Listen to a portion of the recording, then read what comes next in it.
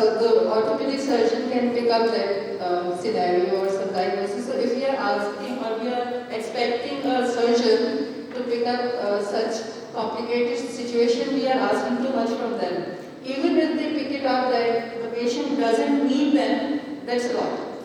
And that will work for the most of the patients mostly. Just like Dr. Terence Gibson put it very briefly, that the rheumatologists are always there, looking in the patient very deeply, and the first-hand experience for the patient is very good. It's not the same with the orthopedic surgeon. But yes, rheumatologists in Pakistan, they do pick up these conditions and they are treating in the similar ways as Dr. Sami told us.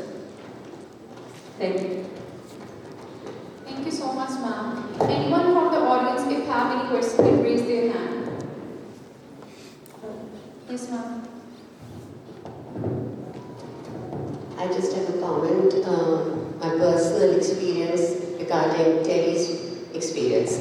So I was visiting London and a friend was with me and she was having acute chest pain and she was getting very anxious, and obviously I didn't know what to do because we had just arrived, and so I walked into Terry's clinic, and I had been doing a few clinics with him, and I said, what should we do? Should we get an ECG? So he took a look at her. He took 10 minutes and he said, you just give her anxiolytic, there's nothing wrong with you. He calmed her down, and of course, that's what it was. There was nothing else. But I remember being blown away by his calm expertise. So there is actually no substitute for, how should I say it, experience, which is learning with learning, experience with learning. Yeah. So thank you, Terry, for that day.